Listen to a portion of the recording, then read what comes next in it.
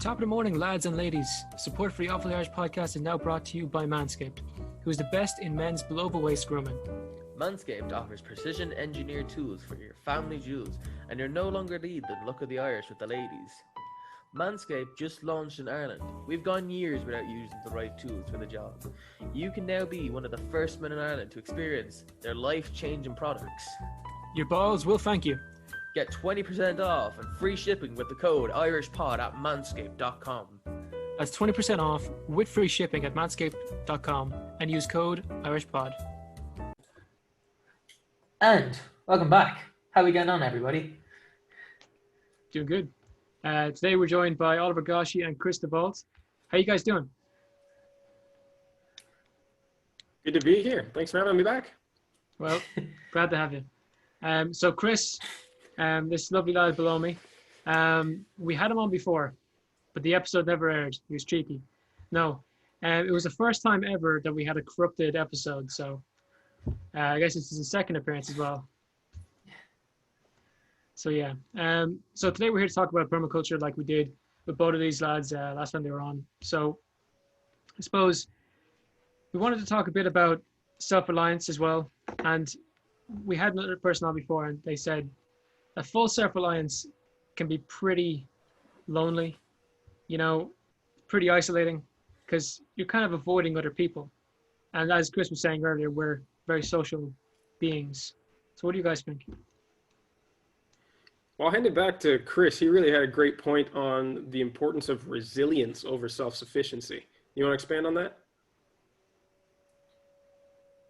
Chris, we can't hear you. Yeah, stop there for a second now, or I'm going to have to stop the thing completely. Yep. Oh, that's better. Yeah, go, please.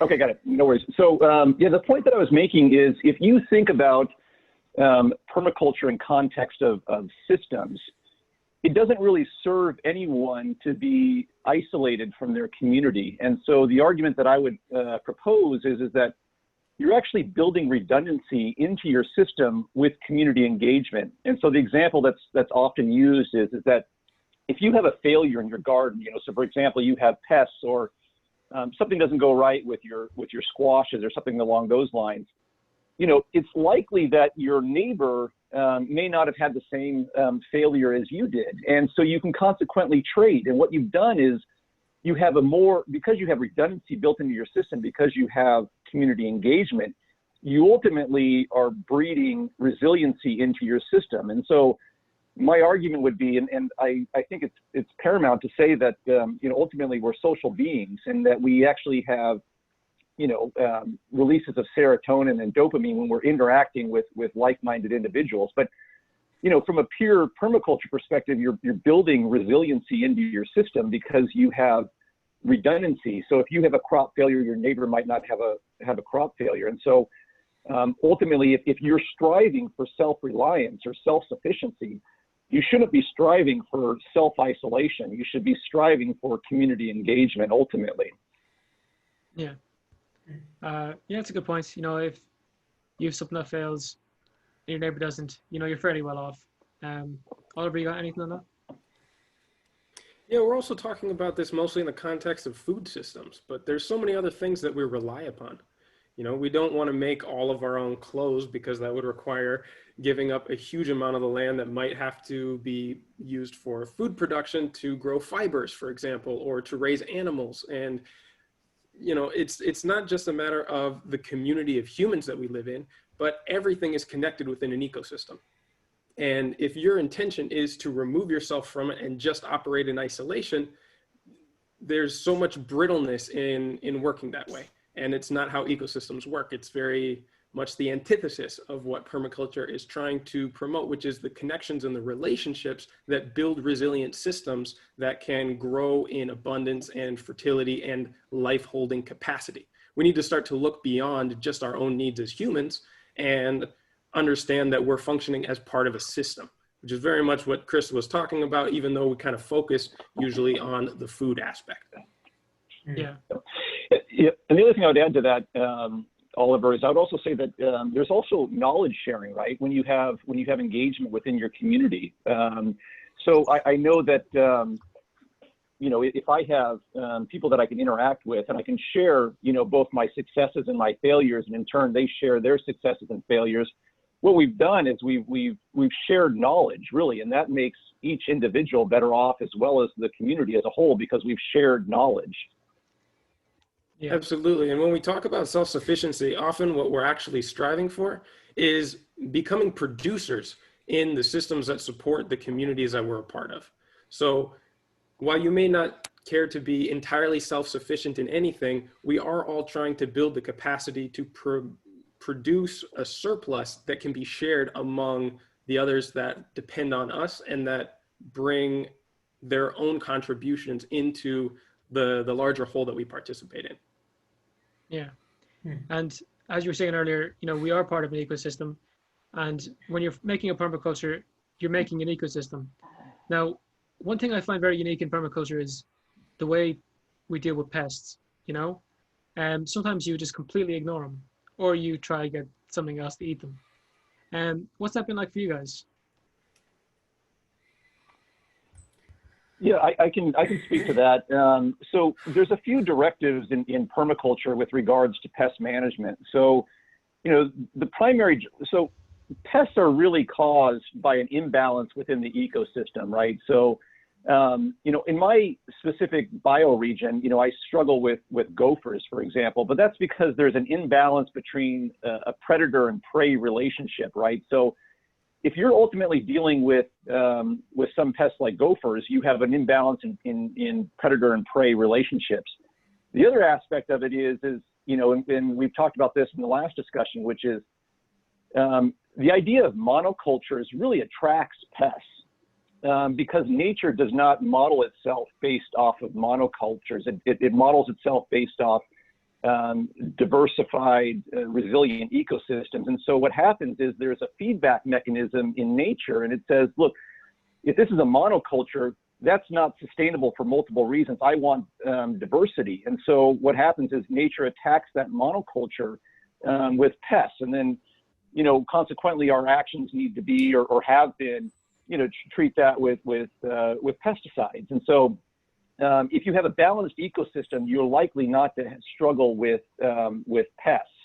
So that's the first thing. The other thing is that, if you're designing a garden and you're having issues with, cabbage loppers or something along those lines that are pests in nature, well, maybe you need to introduce some type of predator, right? So it's like, the classic example is somebody is struggling with aphids in their garden. Well, maybe they need to add in a praying mantis or something like that that's going to attack the aphid population, or ladybugs is another good example of that. But what you're really doing is you're trying to strive for that balance within the ecosystem by introducing prey relationships. And then, the other thing that is pretty talked about in permaculture is the idea that if you have multiple species and you have, different colored flowers and different shaped leaves, it really confuses insects, and they don't really see a monoculture that they want to attack. So you need to have the diversity within the system so that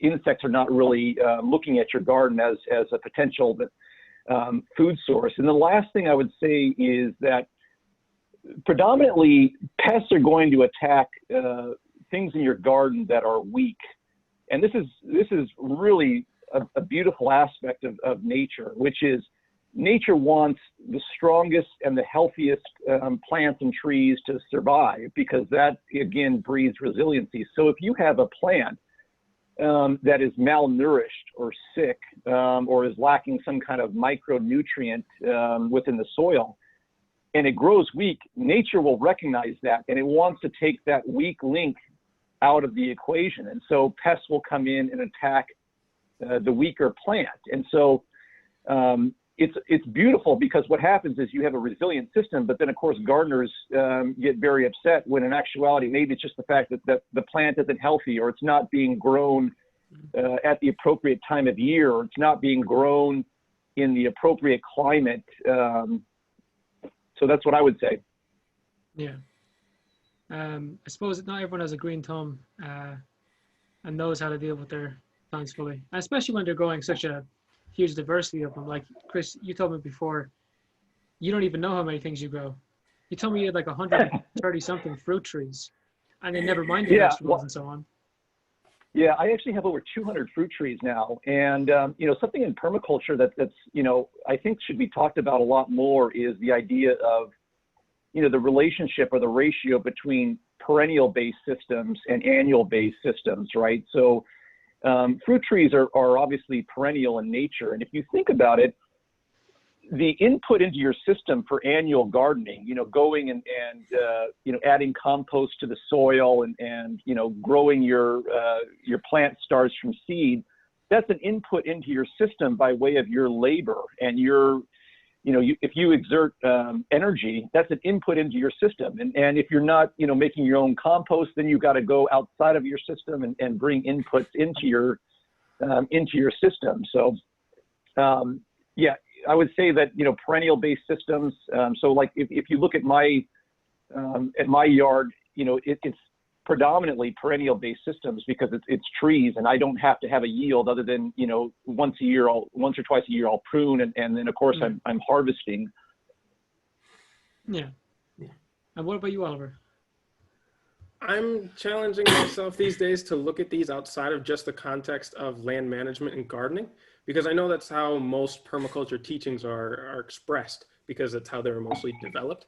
I think Chris is right on track with pests being a symptom of ecosystems out of balance, but I also like to look at them from a perspective of disturbances, right? So a lot of the actions that we take on a landscape are disturbing things that would potentially otherwise be in balance, right? So if you're tilling the soil, you're activating a whole bunch of weed seeds, which frankly wouldn't have germinated had you left that soil alone. But there's also iterations of this in other parts of society, right? So if there are disincentives that throw off the balance in economic or government systems, you get pests in expressions like corruption or cheating, or even in schools you can find this. So any kind of system that is unnatural or out of balance is going to lead to some iteration of pests. We can see it in invasive species, which are opportunistic when they find disturbed areas that they can start to overrun. And so before worrying about kind of what pests are going to come out of the imbalance, we should take an earlier step in thinking about what actions can we take to avoid disrupting the balance or disturbing things that, quite frankly, are functioning well to begin with. Because a lot of these have earlier stage causes that can be avoided with some further or longer term thinking. Yeah. It's funny you brought up invasive species, because one criticism we've gotten when advertising these episodes, the episode we did with you, was that with permaculture, a lot of people see it as gardeners who want to plant invasive species, and it does a lot of harm to the local ecosystem. There was something else to it, but I'll just let you guys talk about that one real quick. Yeah, I can offer some feedback on that, and I Also, think that it's super labor intensive. That was the two criticisms we got. So that makes it unviable compared to standard agriculture, so they say. Yeah, so I will, I'll share an example that was offered, and it's obviously a very contentious argument, but it is the way that this one permaculture teacher described it is with regards to invasive species is he called invasive species hardworking immigrants that come into a bioregion and are the hardest working elements within that ecosystem.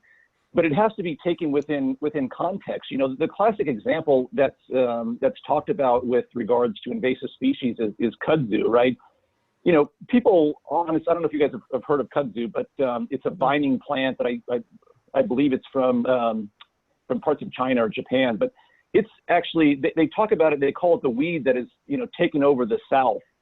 But when you start looking at kudzu, it's one of the most amazing plants that you could ever possibly imagine. It has applications for fiber. It has applications for fodder, for animal systems. So there has to be context. But, going back to the example that this one permaculture teacher offered, being hardworking immigrants, is that they can do things that, even native species would struggle with. So, this is the idea, is like within permaculture, if you're designing an ecosystem, you need to think through, support species. And a lot of those support species could be viewed as invasive species, right? So a lot of invasive species are nitrogen fixing trees that take atmospheric nitrogen and put it into the soil. But, there has to be a context to that, right? You're not going to plant a Tipuana tipu, right outside your door, where it could, have problems with your foundation. So there's issues of context within invasive species, but I kind of adhere to the idea that invasive species within context can actually do wonderful things for an ecosystem, right? And if you take invasive species that, if you have a landscape, and Oliver can talk to this, that needs to be repaired, putting some fast growing, fast carbon pathway, nitrogen fixing trees into that ecosystem, they may be viewed as invasive in other areas, but they can do a tremendous job of adding biomass to your ecosystem. Yeah.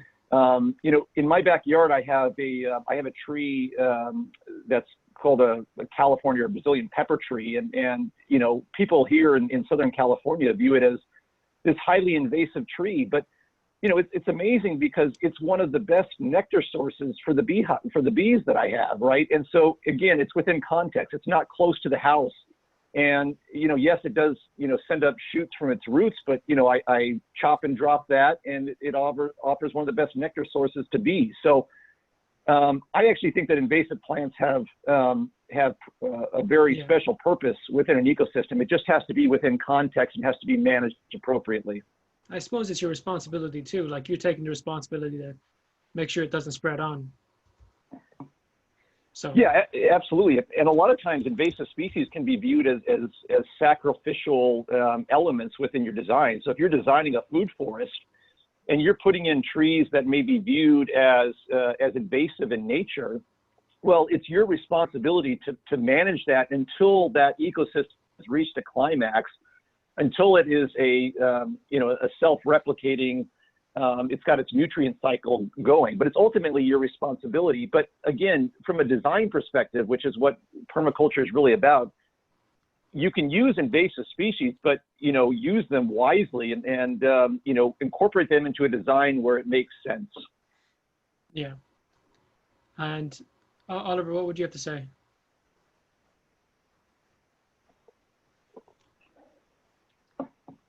I think he's a bit laggy. 100%. I think he is a bit laggy. You're right, Jared. Yeah. Thomas, what do you think? Yeah, I agree with you, man. 100% with you. You, yeah. I didn't say anything. Yeah, man. Yeah. No, yeah, Jared, yeah, man. Right. Yeah. We'll give Oliver a say. Yeah, and I would, for those people who listen to this, podcast, I would definitely encourage them to research kudzu. It's one of the best examples of invasive species. It's spelled Kudzu. It's absolutely kudzu. It's Kudzu, I believe. Thanks. It's a vining plant. It's edible for humans. It's great fodder for goats. But again, it just has to be within context. And the other challenge is that the media likes to over dramatize certain things, and we've seen again, that all this year. 100%. Yeah, we know about that this year. Yeah, well, and the media called this, the plant that ate the South, and that's media hysteria. It's not grounded in any facts. No, media, as you were saying, yeah, it just over dramatifies everything. I mean, I think we do media studies. So we'll tell you straight. Oh Christ, we know. The whole goal is to make something small, something huge. I remember when just back in my mind, I remember when Trump said that Joe Biden won, but he wasn't willing to give it up yet. All the media outlets were saying, "Oh, Trump said he lost." It was very funny. Just they like to take it was kind of funny. On you. It's bad on them. Context Well, you know, is always. it's good news doesn't really sell in the media, right? So, you know, the media is always going to lash on to the negative aspect of the world, and they're going to exaggerate certain things because that's how you sell media. I mean, ultimately, media is a profit-seeking enterprise, and you know, they're not going to get clicks if it's a heartfelt story or a good-natured story. They're going to get clicks based off of fear-mongering. Yeah, well, there's different strategies, but fear mongering is a very successful one at the moment. Massive. But Oliver, you're back. I think I lost think him exactly I am. as I said that. Oh, he's here. I keep getting bumped from the call, so I'm sorry. I'll do my best. Well, we can hear you at least. Okay. So, what do you have to say to people who say that permaculture invites invasive species in and is way too labor intensive? So it all comes back to defining your goals, right? Are you trying to produce the largest amount of, let's say, calories for a commodity crop, and you're willing to use any amount of fossil fuels to do that? Because technically the amount of energy put into those enterprises is far, far less efficient than someone laboring on a garden and working to create healthy soils that produce nutrient-rich vegetables and crops for human consumption, right? Yeah. Back to what it is you're trying to do. The nutrition to energy ratio is far, far more efficient on the human scale on intensive and nutrient dense small holdings and plots. I mean, quite frankly, they produce between 70 and 80% of the food that we eat around the world, and industrial agriculture is skimming out 25 to 30% tops. And it's producing some of the worst quality food at some of the highest energy investments anywhere. So I don't know who is saying that. It might require more personal energy. It might require more human energy, but it does not require over. Did we lose him? I think we might have lost him. Yeah. Yeah. But, you know, I think what, and just to kind of conclude Oliver's thoughts while we give him a minute here to jump back in, but you know, he's right. There's a segregation between human labor and, you know, labor that is based off of, you know, say fossil fuels or input into a system. So, you know, and I think you know, Oliver was touching on the idea that, you know, as a society and as a species, we have completely, you know, depleted the nutrients in soil. You know, I was reading a statistic the other day that suggests that in the United States, we're losing 10 times the amount of topsoil in comparison to our replenishment rates. And in China and India, it's like 30 to 40 times we're losing topsoil. And people have been talking about this for years. And you know, they've done some studies and have extrapolated the data. And it's like, you know, we may only have 50 years of harvest left because we've lost so much topsoil. We simply cannot replace it based on our industrial agriculture of just basically, you know, washing the topsoil, you know, into the oceans. Now, could you just explain to anyone who doesn't understand why topsoil is so important? Well, topsoil basically provides all your nutrients for a plant. So if you go, you know, 100 feet down into your subsoil, that's really devoid of nutrients and it's devoid of oxygen. And so the common saying is the only reason that you and I are alive or anybody is alive is because of 6 inches of topsoil across, you know, the soil around the world. So all the nutrition and the nutrition profile for a plant comes from the topsoil itself. So that's where plants access all of their nutrition, and when they produce a fruit or whatever you may have, it's that content of that nutrition is all predicated on the nutrition and the soil health of that topsoil. Yeah. So then, how do we prevent that from happening? What's the solution? Okay, so first of all, we got to back. We got to back up for 1 minute here because we have a very serious problem, which is the fact that, you know, I was actually looking at the population as of 2018, and the population of the world as of 2018 was like 7.7 billion people. And so we're probably around 8 billion people right now. And the only way that we've been able to achieve that population growth is by utilizing fossil fuels. And what has happened is that we have completely denatured the soils. And I'll use the U.S. for an example. And so, you know, we continue to till our land, which kills all of the, you know, the fungal domination within soils. It kills a lot of bacteria because some bacteria cannot be exposed to a certain level of oxygen and they should only be in the subsurface. So every time you see these tractors come up and till up the land, it exposes it to oxygen and kills all of this microbiology in the soil. And it's incredibly fragile as well. Oh, it's incredibly fragile. You know, it's like you can kill a lot of stuff with just soap and water. You can kill, absolutely. You know, and it's like, I get on my soapbox sometimes with solar, you know, these big solar arrays that are in the desert where they come and take a bulldozer and they scrape the desert clean. Because there's no carbon cycling in desert environments, it takes thousands of years for that to repair itself. And we don't have any organic matter in the soil. And what is science's response to that problem has been to use, you know, NPK, which is you know, nitrogen, phosphorus, and potassium, which is the predominant fertilizer that's used for every crop. But the fact of the matter is there's like, you know, 70 or 80 different micronutrients that are within soil that plants use. And, you know, going back to what we were talking about earlier is because agriculture is based on a monoculture, and nature is going to send in its pests.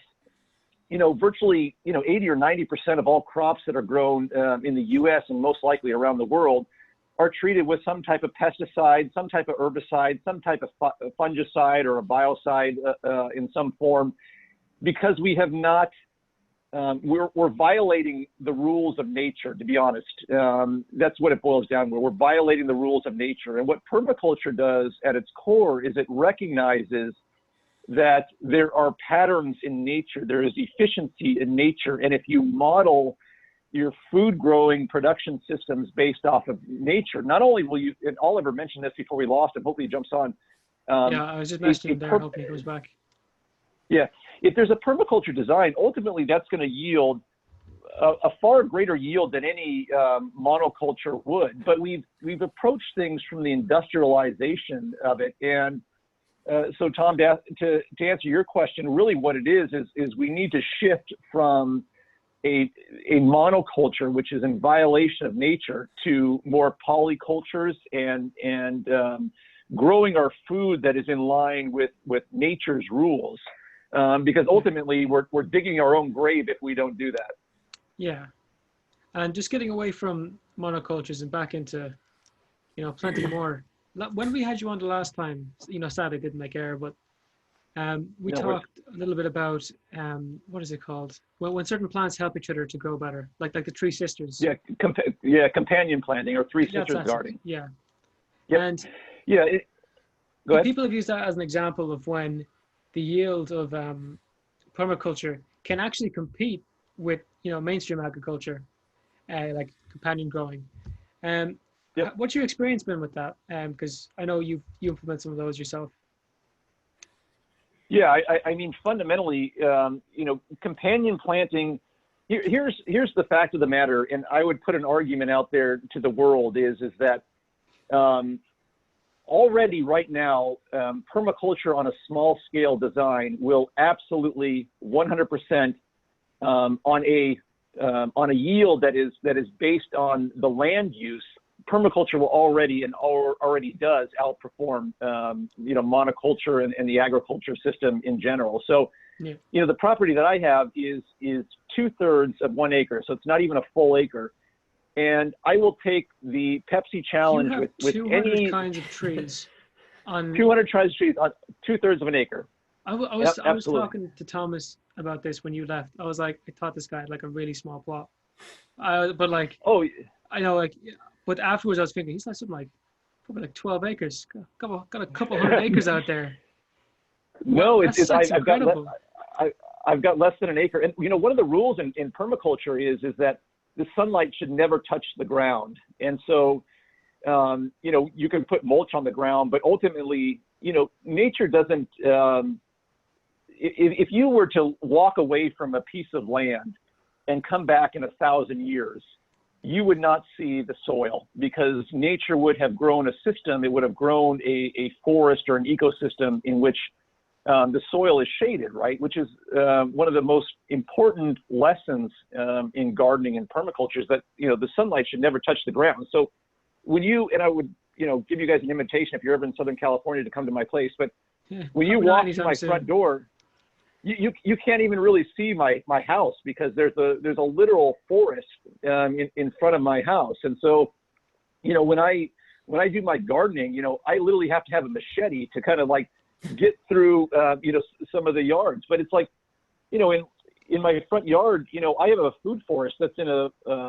say a 20-foot by 20-foot area that's got, you know, probably a dozen trees in it, and has all elements of the 7 layers of a food forest. So there's no way that agriculture can produce in comparison to a polyculture, right? So it's like, and not only that, with agriculture, you're harvesting at one point in time, right? And so when I walk out my front yard, you know, there's always something that is producing for me. I mean, you know, we're entering winter now, and I have crops that are coming on, just like I did in the summer. And so the crops change over time, but ultimately I'm still obtaining a yield from my property.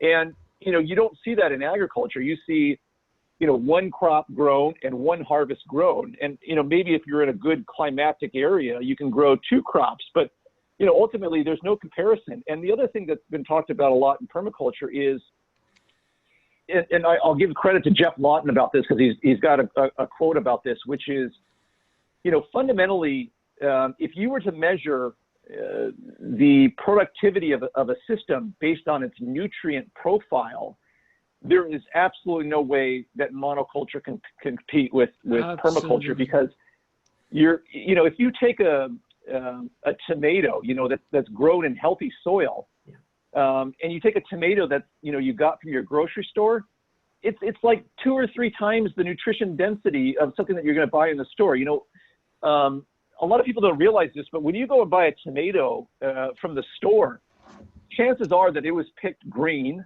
and it was put in a chamber, and ethylene gas was pumped into the chamber to turn it red, to take it to market. Because that's legal in the United States. That is illegal here. We're crazy. We're absolutely crazy. Isn't it the same with red meat? Is that it's actually not red, it's purple, and they use some kind of dye to make it red? Then they drain it, don't they? It's yeah. like purple because of the blood. Yeah, same thing with farmed salmon. You know, they use dyes on farmed salmon to make it look healthier. And the other example is like, you know, chicken eggs, right? It's like, not only can I taste the difference in my eggs versus store-bought eggs, you can visibly see that it's like a richer yolk. Light yellow yolks. Yeah, it's disturbing. Terrible. And I did a little science project last night, which is I took an egg that I had bought from the store, and I put it in a cup of vinegar. And these eggs they look beautiful. You know, I get them at, I don't know if you guys have heard of Costco, but what had happened is the vinegar started eating away the eggshell, and all the dye that was on the egg started floating to the surface. And so what they've done is they've painted these eggs, you know, with a dye, so that consumers think, oh, this is a healthy egg because it's brown and it's got spots on it. And as a consumer, I think that's healthy, but in actuality, it was just painted. It's complete garbage. Yeah. Yeah, but no, definitely. We had a guy on Freddie recently. Thomas, was it Fred Lewis? And he said that he started growing a lot of his own food. Yes, no. And then he tried like a store-bought tomato, and he felt sick afterwards. But like, it's 100%. It's 100% true. And the other one is, so tomatoes, like if you've ever taken a tomato off the vine where it just barely pulls off the vine at just a little bit of tug, and it's just got a little bit of softness to it, and the sun has beat down on that sugar profile. You know, when they measure nutrition density, they use what's called a Brix test, but it's amazing. You know, we were talking earlier about, do I get sick of eating the same things all the time? I would argue that people don't even know what food is, to be honest. Like, Yeah. if you're buying your tomatoes and your strawberries from the store, you honestly, you're missing out on life, because, hey, Oliver, you're back.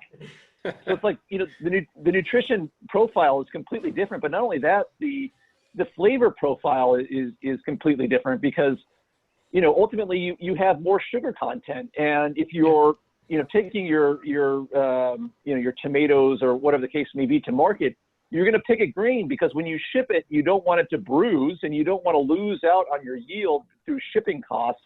So you pick it when it's, and this is true for lots of fruits and vegetables, you pick it green, and so that it can transport better. But the fact of the matter is you don't even know what food tastes like, right? I mean, you really have to experience, picking a fresh tomato, or, strawberries are the best. Like, I kid you not, the strawberries at the store are just terrible. They have zero flavor. And it is like, it's almost like a religious experience when you pick a strawberry from your garden, that's been hit by the sun, and it's just, I can't describe it. So I grow my own just trust me strawberries. when I say They're it. beautiful.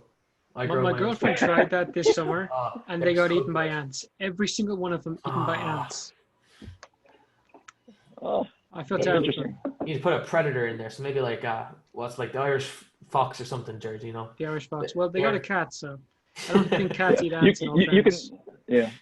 You could probably elevate the strawberries off the ground. So, like, sometimes I'll grow my strawberries in a half a wine barrel, because I have pill bugs that'll love to eat the strawberries too. So, it's a design element. So, maybe put your strawberries up off the ground where insects can't find them. Yeah, that's not a bad idea. Well, I'll make sure to say it to her, Chris. there Welcome you back, go. Oliver. Some technical difficulties. Indeed. I've never had anything shut down quite as completely as that. So good to be back. It's probably our fault. Don't worry about it. Glad you're back. So yeah, we were just having a wee chat. I don't know. Well, I can tell you've been in good hands. Seeing the summary of what Chris was saying there, I'm sure he answered anything better than I would have been able to anyway. I'll leave that to you guys. But we talk a lot about what we grow in permaculture, but there's also the animal side. Some people, if they want to do it vegan, they can, and that's great about permaculture. But I know, Chris, you have chickens, and Oliver, I'm not too sure if you have any animals, but also even Not if at you the do moment. pigs, like what are you guys thinking at? Should you have animals along with it, or should you just leave it as it is? Yeah, so I'll answer, and then I'll let Oliver field this as well. From my perspective, I would argue that if you have the space and the time, incorporating animal systems into your backyard permaculture design is going to have more benefits than it will cost. And so, even if you're vegan, and you keep a couple eggs, well, just give the eggs to your neighbors, right? I mean, a chicken is going to lay an egg, irrespective of what its circumstances are. So you can keep chickens, and at the end of the year, they can come in and they can till up your garden, and they can aerate the soil, and they can drop their manure on it, and you still haven't violated your vegan principles because you gave your eggs to your neighbor for somebody that would enjoy them. So you can still have animals in and it's you can let them free range. This is something that I get on my soapbox a lot, which is, if you go and buy your eggs from the store and they say that they're free range, they're not really free range. The definition in the United States, I think it's like free range is like 4 square feet or some absurd thing like that. But maybe if you nicer. Is it really? Yeah. Maybe I should check out Ireland. But if you give your eggs to your neighbor, and this goes where we started this original conversation with about community engagement, give your eggs to your neighbor who was going to go buy them from the store anyways. And what they've done is they've taken those eggs out of the system. And so you haven't consumed an animal product, but you have been a steward to an animal, and that animal will ultimately lead a better life. I know vegans that have chickens that they got their chickens from, they call them battery chickens, that were in an industrial food system. and they have basically adopted them. Well, I can't think of anything better than if you're a vegan and you have principles that animals should not be exploited. I can't think of anything better than taking chickens out of that situation, putting them into your backyard. You know, a lot of these chickens, they've never even seen the light of day. They've never felt the sun on their feathers. You know, they're under artificial light so that they're laying, you know, 365 days a year. So I would say that animals absolutely can be incorporated into a design if you have ethical or health reasons. You don't want them in you can still incorporate them into your design. They can still have a beneficial aspect to them. Yeah. I have chickens and bees and goats, and I promise you that my animals, they live a better life than some humans for sure. So that's my 2 cents on it. Yeah, and just before we move on to you, Oliver, actually, I've lost my trail of thought. Go on, Oliver. Sorry. Well, so my question, I often come into these with questions of my own. So give me an example of a vegan ecosystem in nature, or one that we are not imposing our will on. It doesn't exist. There's no such thing. It's not a complete ecosystem without animal influence. You won't find it anywhere. And so you're going to find as much success over time with a vegan ecosystem as you will a monoculture of wheat or corn. You know, they're equally unnatural.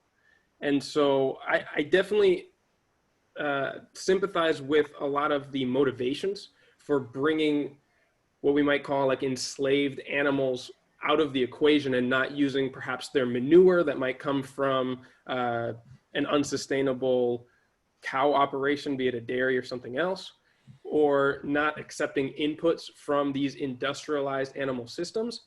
That I agree with. Not only because it's cruel to the animals, but you're going to get a pretty inferior product, whether it's manure or anything else. So the ethics, the motivations are correct, but it's kind of like swinging too far with the pendulum on the other side. It is an overreaction to something that was broken on the other side. And there's a middle ground. We're always talking about balance. When we're looking at ecosystems, we're always looking for balance and resilience.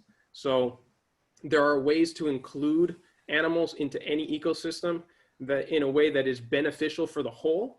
And you're also going to find that you're going to do far less work if you incorporate them into closed loop systems than if you have to do the work that the animal would have naturally done in that ecosystem otherwise. I think Chris maybe would back me up on that. You're more actively farming now than I am at the moment, but that's how it worked on the farms that I've worked on and that I've managed in the past.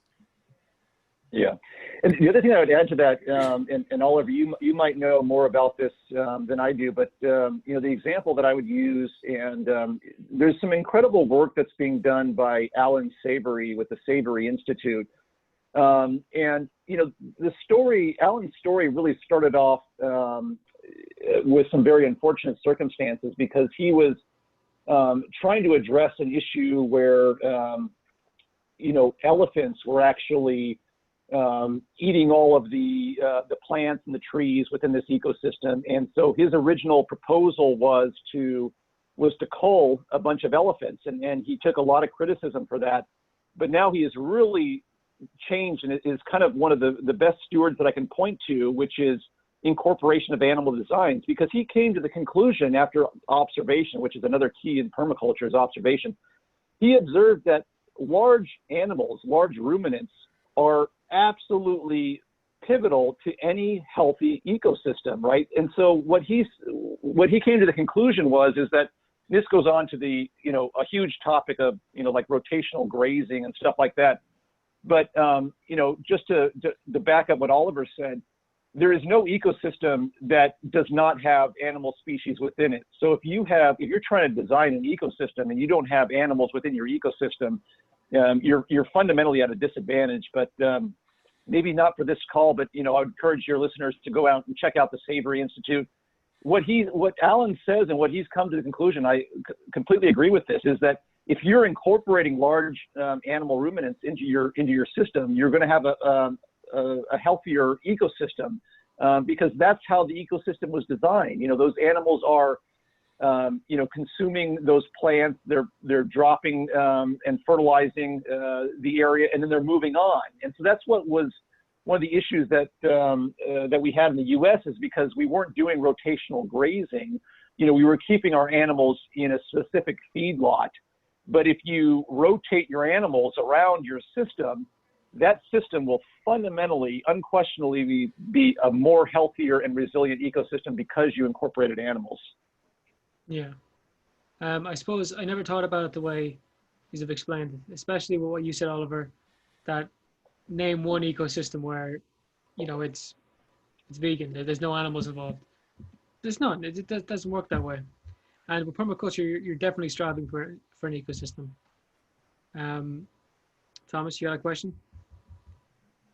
My mind's just been blown, so you got to give me a break. I lost my trail of thought. My mind's been blown. This happens all too often. Look, there's a lot of criticism for, I guess, extremists on any side. Vegans being the very extreme version of vegetarianism. There are historical versions of vegetarian diets that have been happening. What's that? I think you're a lot healthier being a vegetarian. Like, all respect to vegans. I respect your life choice. Go ahead with it. But I think you're a lot healthier being a vegetarian. But maybe, like we said, keep your own chickens, have some eggs. Well, look, and there's exceptions to every rule. There's going to be some vegan who tells you that they feel better than they ever have in their entire life with this diet. But, we have to look at overall trends. And the same as eating more meat or any specific recommendation is not going to be applicable to everyone because we are all ecosystems in and of ourselves. And these things are patterns and repeated cycles that are identifiable at the micro and the macro level. You have more cells in your body that belong to bacteria and viruses that are not, indigenous as a human than you are actually human. And that's pretty creepy. It's creepy, but it's also like it illuminates some very interesting perspectives, right? So what if it takes selfishness to a whole new definition, right? Who is the self that you are trying to serve? Because it's not mostly you.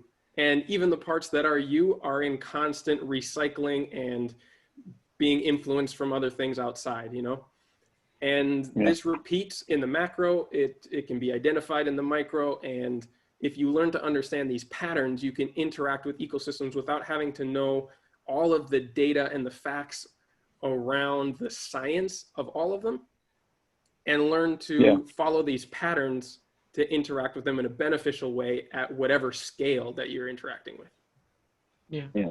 And, one thing else I'd add to that conversation that I don't think is talked a lot about, which is, if you are a vegan and your lifestyle is veganism, if you're not growing your own food, well, what are you doing? You're contributing to the agricultural system because you're going to buy, beans from the grocery store. Well, where were those beans grown? Those beans were grown in a plot of land where they had to kill everything to grow those beans. You can't have rabbits or pests or anything like that. So, you bring in, glyphosate and you kill every living organism within that area so that you can grow beans. Well, how are you stewarding, your views on animal rights and what have you, if you're contributing to that agricultural system? And, by the way, that kind of comes full circle, which is what we were talking about, which is, the nutrient profile of produce that comes from the store versus something that you grow for yourself is just unquestionably different. So that also addresses the health argument that vegans use. So grow your own, I would say. Yeah, it would be much easier for a person who is vegan to take up permaculture, simply because they wouldn't have to, look after their own meat or anything like that. It would all just be kind of vegetables, whatever they want, beans, like you said. But they'd still end up doing more work for not having animals on that farm. Yeah. You know what I'm saying? Because it all fits into a system. If everything is playing its proper role, then you don't have to do the same tillage and aeration that a chicken does naturally looking for scratch. Yeah. 100%. Just for a very simple example. And lads, I'll tell you now, I'll be honest with you, the reason that I kind of froze a second ago was I looked down on my page and all my questions were answered. I was very fast.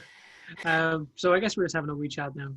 But I'd like to ask you, lads, what got you into permaculture? Because it's pretty niche. Like, if there's ever been a small niche, it's permaculture. What got you into it? For me, it was seeing Rob Greenfield grow all of his own food for a whole year. Well, he foraged them as well, like, but you know what I mean. Well, so look, permaculture is not just one thing, and we always kind of talk about it in the sense of land management, but you know, I started looking into innovative ways of growing food. I think that's how a lot of people are attracted to this, because it's most of the way that it's taught, and it has kind of the broadest application for ecosystem interaction. But I've stuck with it as a design methodology because the applications are much more broad than having a garden in your backyard or changing the way that you manage a farm. You know, I'm always pushing people to think through the ethics and the principles that, first of all, are not unique to permaculture. Permaculture is a name that encompasses a huge amount of land practices, indigenous wisdom, and concepts from all around the world. So first of all, just using that as a term can be so many things. You know, if you got into it for gardening, that's great. If you learned to use it for creating resilient and connected communities, even better. If you can apply it to government models and even the connections that you have with your friends and family. There are principles here that apply to a very broad range of things. And I always challenge people to figure out how to get away from just the gardening and the farming aspects of it, as cool as that is. I mean, I'm still mostly practicing in that area. I know, like, there's a lot more to it, but you know, Chris? Yeah, I think, you know, from my perspective, you know, this started, my journey in permaculture started probably about 10 years ago, and it was really deeply rooted, I would say, in an environmentalist perspective of the world around me. So starting about 10 years ago, I recognized that, you know, as a species, we're you know, exceeding our carrying capacity on planet Earth by a huge factor. And then ultimately, there's only so long that you can exceed your carrying capacity within any ecosystem, right? So, you know, permaculture, you know, it's interesting that Oliver mentioned this because I would mention it too, which is, you know, permaculture is really the codification of certain systems. You know, it was, you know, a lot of credit is given to Bill Mollison and David Holmgren, but there are food forests that have been in existence for like 1,000 years. You know, people were practicing Three Sisters gardens,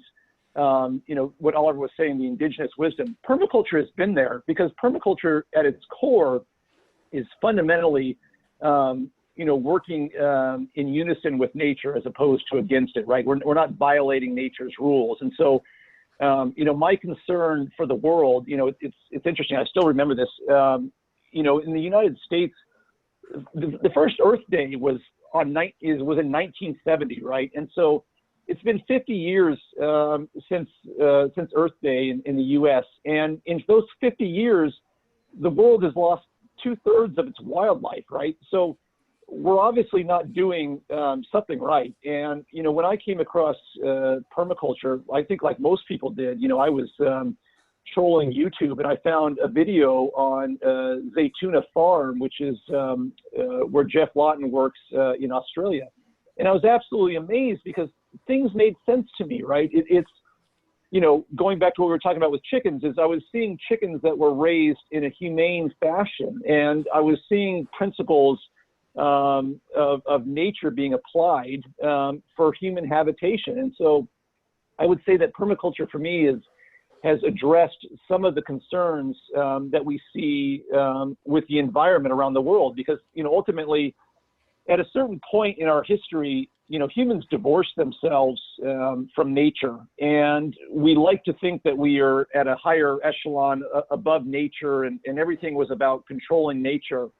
But fundamentally, that has led us down a track of absolute demise. I mean, you know, there are people that are talking actively today about, you know, cataclysmic events for the human population because we have exceeded our carrying capacity for so long. And you know, going back to what I was saying earlier with the use of fossil fuels, right? I mean, the only reason our population is 8 billion is because we have extracted fossil fuels. Well, what happens to the world and us as a species when we have to wind down because of the energy return on energy invested to extract fossil fuels? That equation goes negative. Well, what exactly do we do now? Because our entire cultures and our entire systems are all predicated on the use of fossil fuels. And so there's so many things that we have done wrong. And for me, permaculture resonated because it was the first time when somebody said, here's a solution, right? So we can talk all day about problems, but very little did I see people talking about solutions. So that's what more or less attracted me to it. And how about yourself, Thomas? I think I remember very well. How are you getting on, Thomas? Well, This is Jared. We're having Oliver Goshey on. Learn about permaculture. Chat to you later. That's kind of how it went. Well, Yeah. I don't do much permaculture now myself, but I have lots of, I grow strawberries, and I used to grow rhubarb, and I had an apple tree or something, but nothing to You have a the bit of a extent. horror story with the rhubarb, don't you? Oh yeah, I made a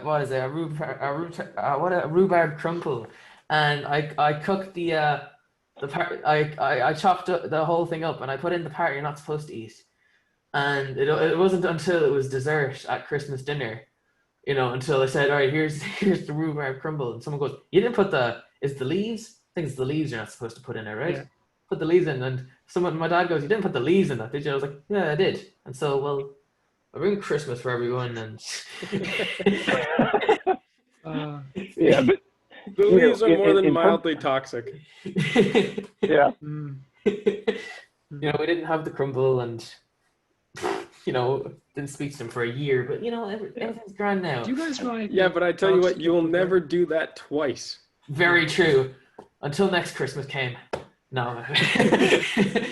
But like, do you guys grow anything that's like toxic that you have to prepare after, like cassava? So we used to grow taro. Taro was in the area where I was in Guatemala, known as malanga. And it's a very common staple crop in wet tropical areas because it grows in marshy environments, and it has this big tuber and these massive, great big leaves. Actually, people grow it even up here in Spain as an ornamental because the leaves are beautiful. Right. And until you boil it or cook it properly, it is toxic. But once you do, it's like a very creamy potato substitute. Highly recommend it. It's kind of like lightly purple, but That's pretty. yeah, it's worth trying. Yeah, I've got a great one, which people don't talk about this very much, which is it's a very unique plant. It is, I don't know if you guys have probably heard of moringa, which is the nutrient density of moringa. There's another plant that's called chaya spinach or tree spinach. It's CHAYA, and there's quite a bit of studies that are coming out that kind of supports this as being able to go toe to toe with moringa. Well, chaya spinach is very high in oxalic acid, and if you eat it raw, you will be sick. And so what you need to do is just boil it for 10 minutes or whatever the case may be to get rid of some of that oxalic acid. But fundamentally, you have one of the, I would say, certainly top 5 most nutrient dense plants in the world. But you do need to treat it to consume it, or else you'll make yourself sick. Yeah. Do you grow that one where you are? Because I remember growing that down in Guatemala. Does it make it that far north? Yeah, I'm in San Diego, and so I'm about 33 degrees latitude. So I am growing them successfully. But again, that's because it's within my food forest, and so I have nurturing plants to protect it, because I do get some frost here. But yeah, and there's like 3 different species of chaya spinach, and I have 2 of them. So it's really cool. And the other thing about chaya spinach is that it's a wonderful pollinator. So the chaya spinach will produce these flowers, and man, the butterflies just absolutely love them. That's good.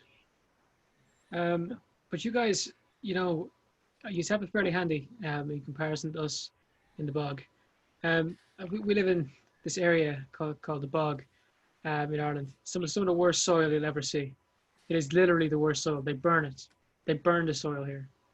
Well, it's a fossil fuel, yeah. Yeah, but like yeah. And then it's raining the whole time. You guys talking about food forest. I'm talking about growing a couple of spuds, maybe some strawberries.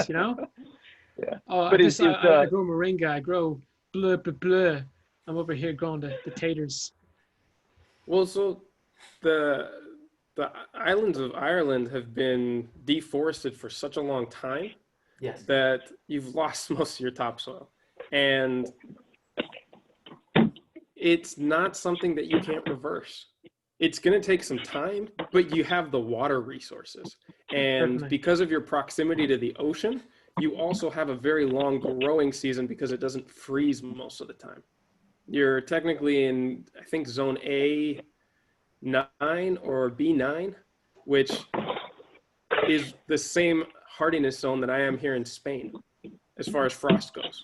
So there's actually a wide variety of things that you can grow because of the unique circumstances of your proximity to the ocean and the amount of consistent rainfall.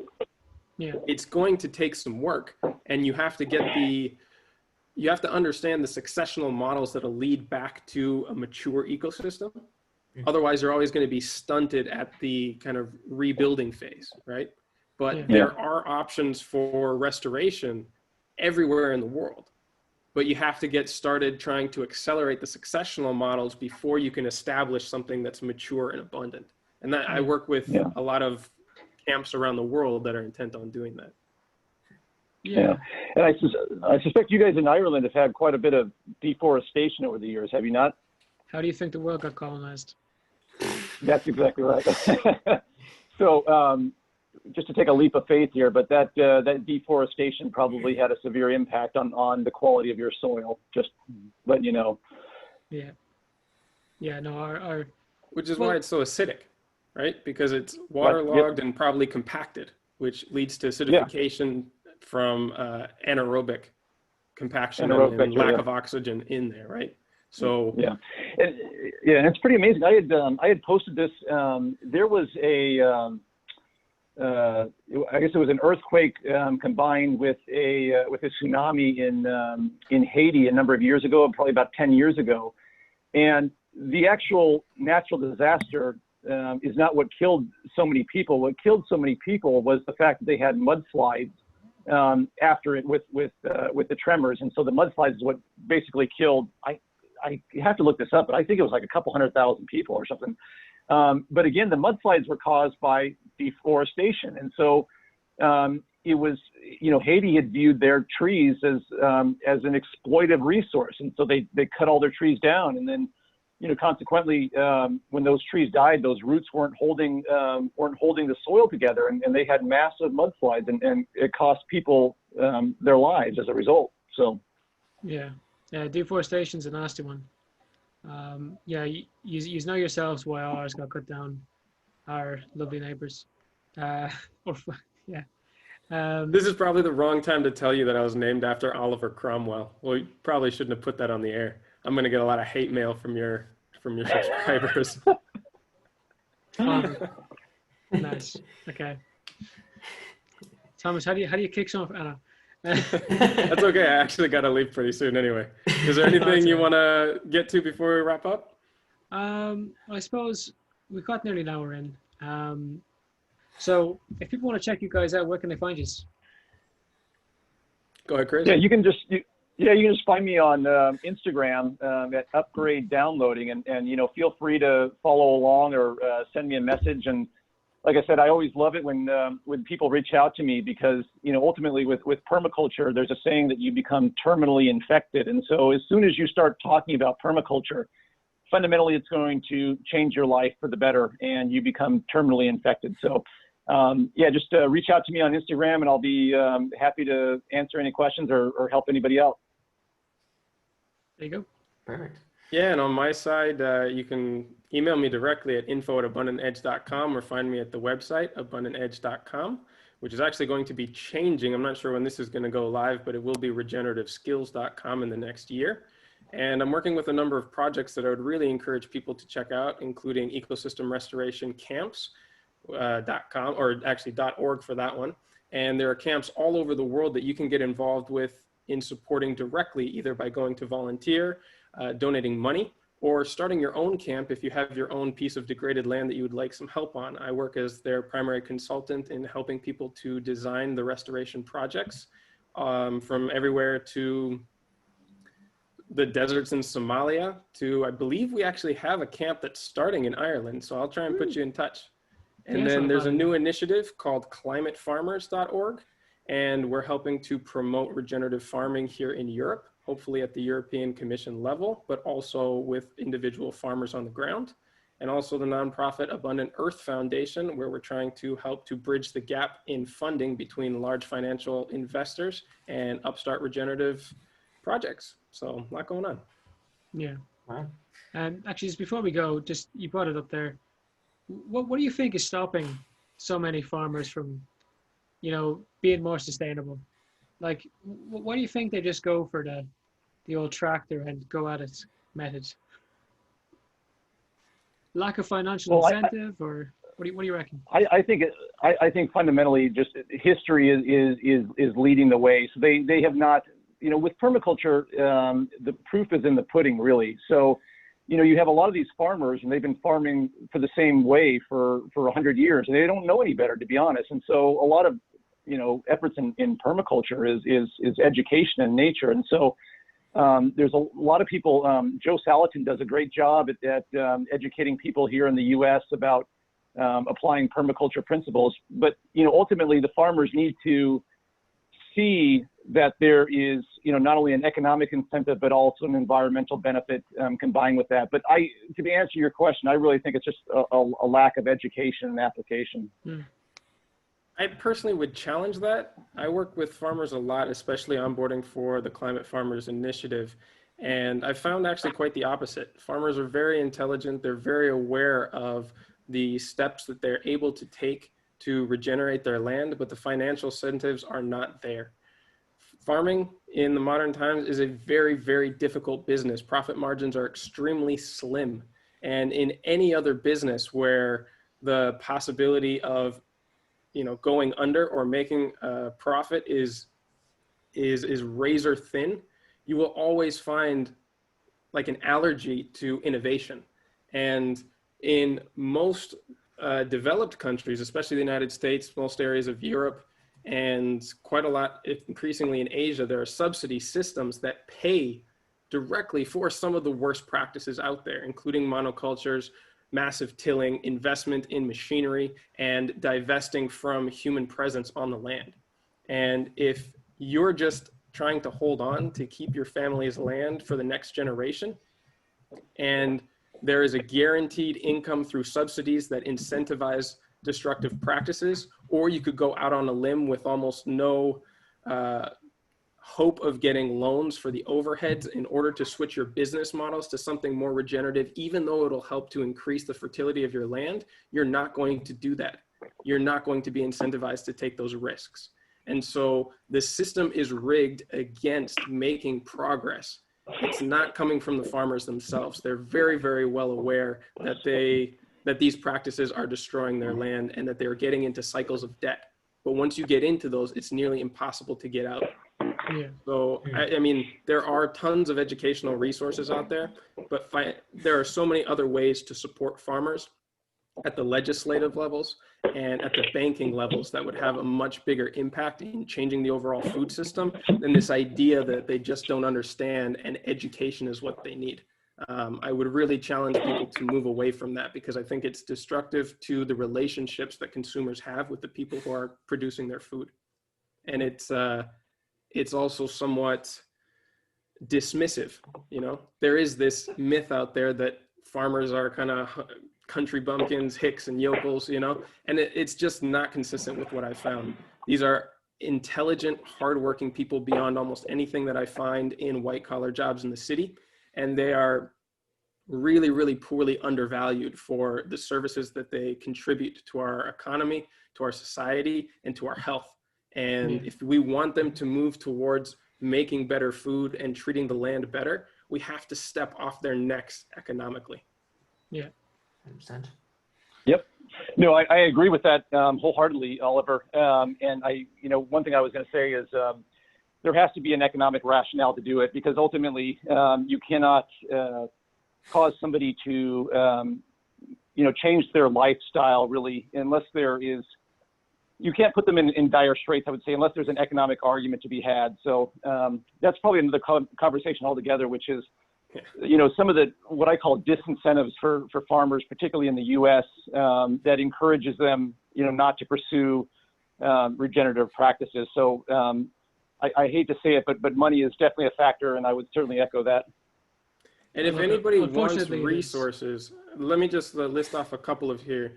So in Europe, actually up in Sweden, there's Richard Perkins, who is promoting very, very profitable, low startup cost regenerative farming models at the smaller scale, like around 10 acres. If you were looking for regenerative examples of very, very large broad acre commodity crops, you should check out Gabe Brown at Brown's Ranch in North Dakota. And there are countless examples of smaller urban scale farming like that of, I'm blanking on the name now, Chris Stone and Jean Fortier and the Dutch Farmer on YouTube, all profitable small market garden enterprises at the urban scale. Yeah.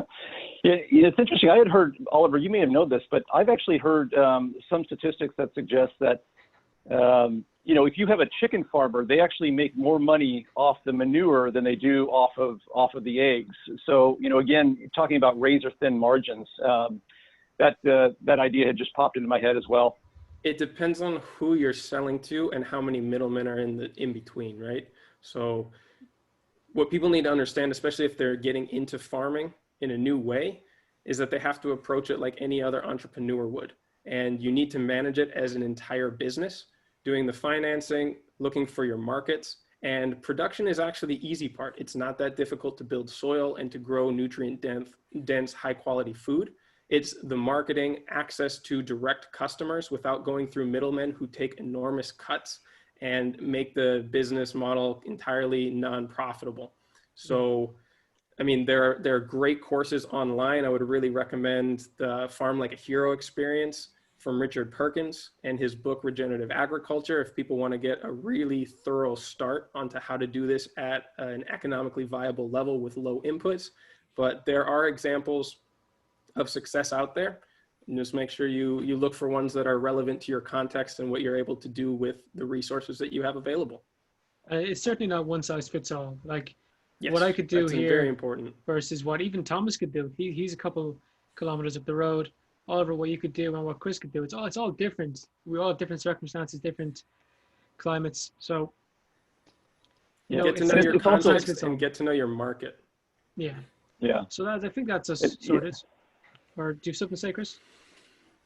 Oh, I was going to say, well, it's probably, we don't have enough time here to talk about it, but there's this concept too about centralized versus decentralized food production, right? And so if the farmer-based model is still a centralized source of food production. And so I kind of adhere to the idea that, what is best, and obviously we will always still have farmers, but if we can start shifting towards more decentralized and start producing your own food, the environmental benefits of that are huge.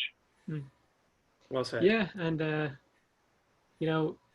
this year was definitely a good year if you did it, if you want to start growing your own stuff, because there wasn't much else to do.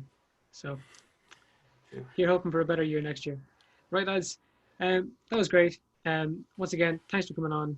And thank you to everyone who listened or watched, and hope everyone has a great day. Take care, fellas. We'll be in touch.